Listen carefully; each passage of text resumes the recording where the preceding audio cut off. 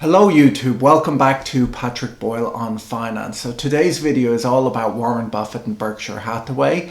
Berkshire Hathaway's first quarter earnings for 2020 just came out, and so we'll get to see what Warren Buffett has been doing during the coronavirus lockdown. Has he been investing or has he been reducing his stock market positions?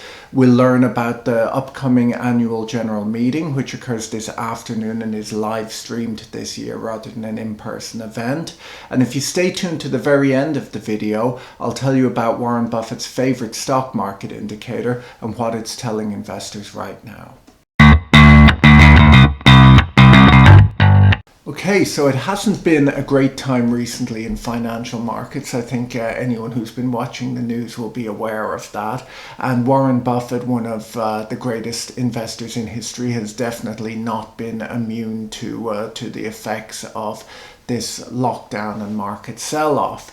And Berkshire.A shares were down around 19% year to date, which is quite a bit worse than the S&P 500, and they're down about 16% over the last 12 months, and over the same 12-month period I think the S&P is down only around 3%. So it's been a difficult time at Berkshire Hathaway and a difficult time for Warren Buffett.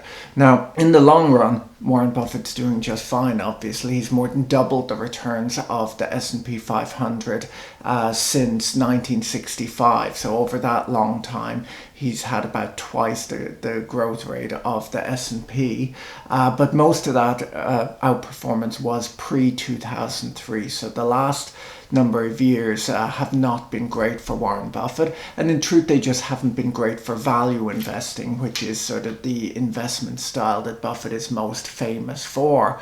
Value investing last outperformed during the dot-com meltdown in the early 2000s, so kind of similarly to Buffett, value investing has just not been great recently, so we'll talk a little bit about that. So what has Buffett been saying up until now about the market? In truth, he's been very quiet. Back in 2008, he wrote pieces that went on the front page of the New York Times, and he was very vocal about it possibly being a good buying opportunity. Recently, he called the recent oil volatility and panic in stock markets as a big 1-2 punch, so not really the most positive statement. The CEO of Chubb, the insurance company, one of his holdings, referred to the COVID-19 lockdown as likely to be the largest event in insurance industry history because it affects both sides of the balance sheet. So there's sort of two effects happening in the insurance business, and of course that's Berkshire Hathaway's main business. Auto insurance companies such as Geico, one of Buffett's, I think it might be his biggest holding, have actually returned some money to policy holders, basically because they're not driving their cars, and there's just been a big fall off in automobile accidents, and so they actually wrote checks to some of their customers in order to make them even on the fact that they bought insurance for a vehicle that they're using way less than might be expected. And so Geico is probably doing quite well, but the industry might also see some claims from things like cancelled events and workers' compensation insurance and that sort of thing. So it'll be interesting to see how that works. Now, we'll talk a little bit more about the value and value stocks not having performed very well recently. So as I mentioned earlier, it's really value hasn't performed very well since 2003, and I remember even earlier this year having a conversation with a friend of mine who was a little bit bearish, and the discussion was along the lines that maybe it's time to move into value stocks simply because the stock market itself is up huge since the credit crunch, but a lot of the gains have been in US large cap stocks, and a lot of value stocks and international stocks and small cap and medium cap stocks are actually sort of flat since the financial crisis around 12 years ago. And so my friend was discussing whether it was a good idea to buy these stocks, because his idea, this was pre-COVID, his idea was that in a big market sell-off, the ones that had rallied the least would sell off the least. Now, that is not really what has happened so far this year. In fact, a lot of those stocks have done worse than the market in general.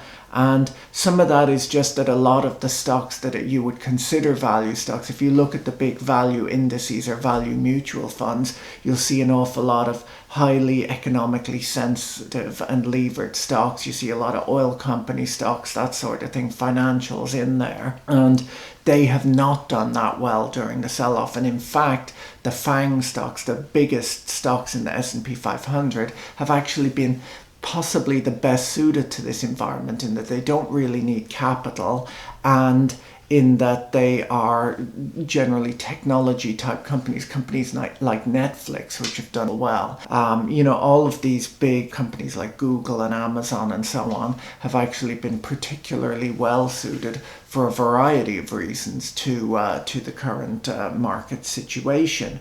Buffett highlighted actually in a recent interview how many of the biggest tech stocks in the S&P don't really require capital at all. Now, the really incredible companies, the ones that account for just the top 5, would be well over 10% of the market value of the country.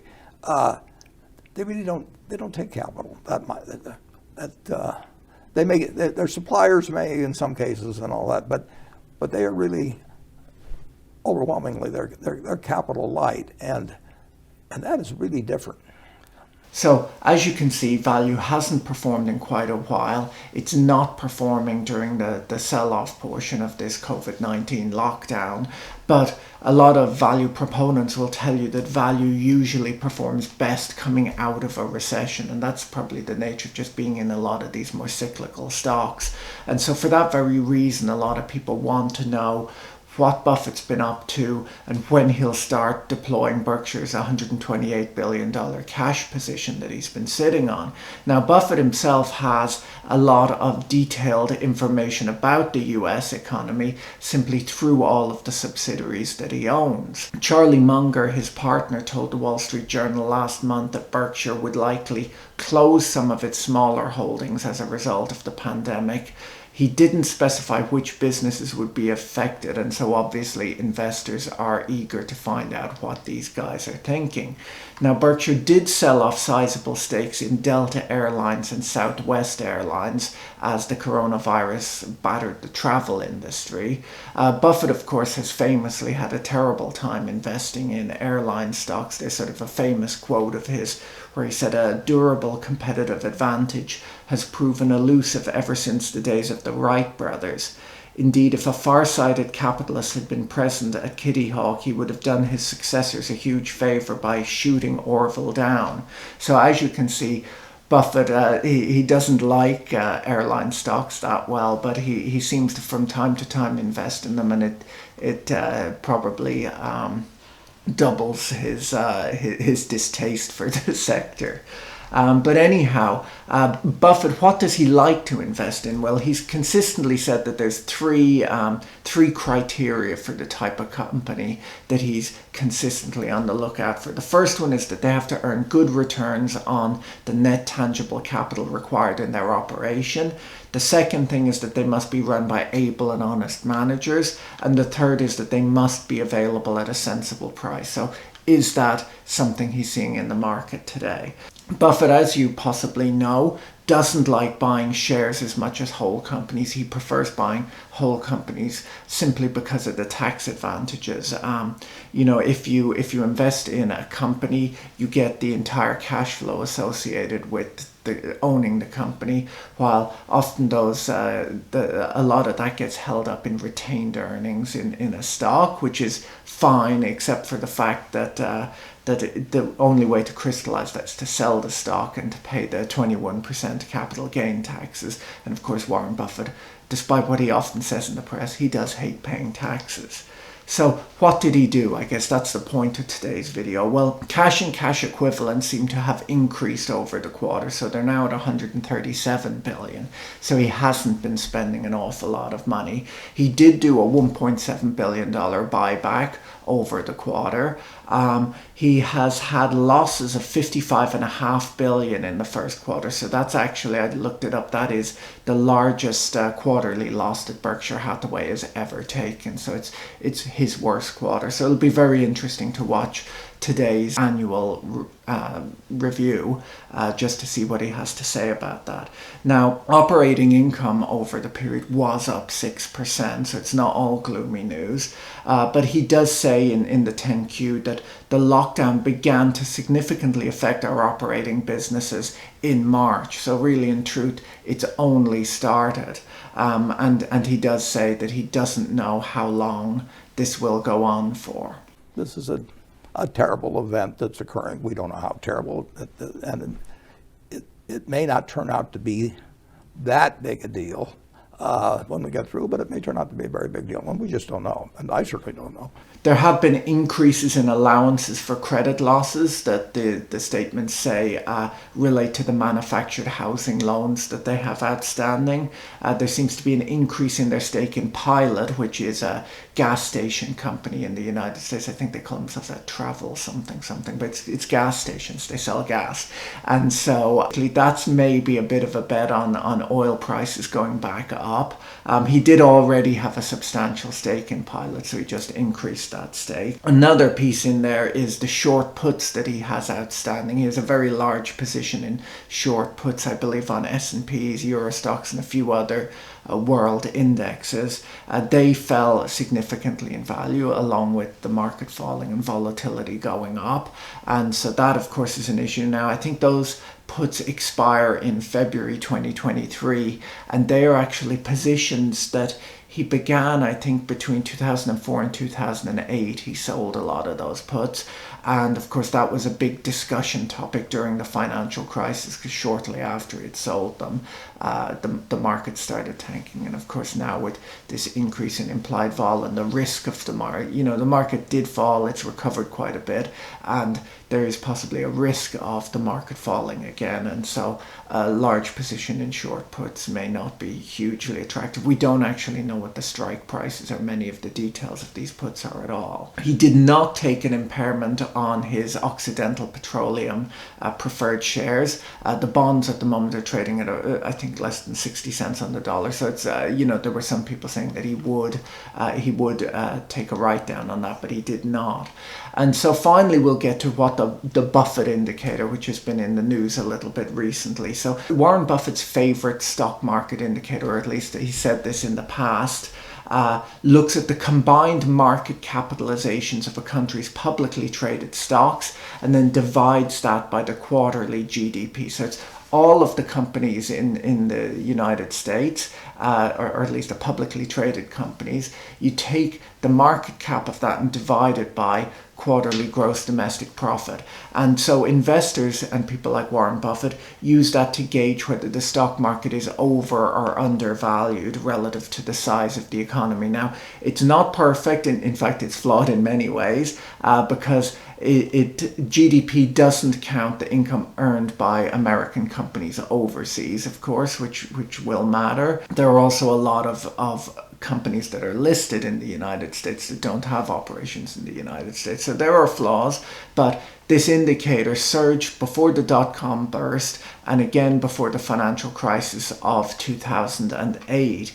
And as of this week, it's hit a historic high of 179%, which reflects the US stock market's rapid rebound since the coronavirus lockdown and the fall in GDP. So the US GDP has fallen 4.8% over the last quarter.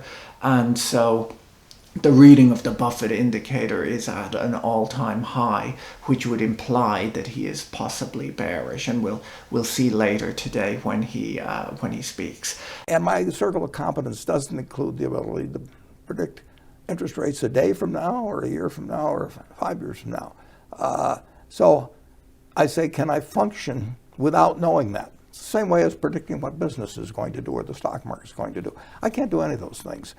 But that doesn't mean that I can't do well investing over time. And so make sure that you subscribe and hit the bell button so you'll be notified if I might put out a video later today, depending on what he has to say. Charlie Munger won't be participating in today's event. It's an entirely live stream event. It's just Warren Buffett and Greg Abel, who is Berkshire's vice chairman of non-insurance operations. So that's all there'll be, and a couple of journalists asking questions. Jane, who is another vice chairman and seen as a potential successor, is not scheduled. And of course, another thing, Buffett is almost 90 years old. Charlie Munger is almost 100 years old, and so there's a lot of questions. In fact, for the last 20 years there have been questions about who will succeed Warren Buffett. He gets by on a diet of hamburgers and Diet Coke, actually I think regular Coke, and he seems to be doing fine. But we'll maybe hear something about who might succeed Buffett at Berkshire Hathaway, and we'll see if he has any words of comfort or warning for stock market investors. So it'll be an interesting thing to watch. So see you guys later and have a great day. Bye.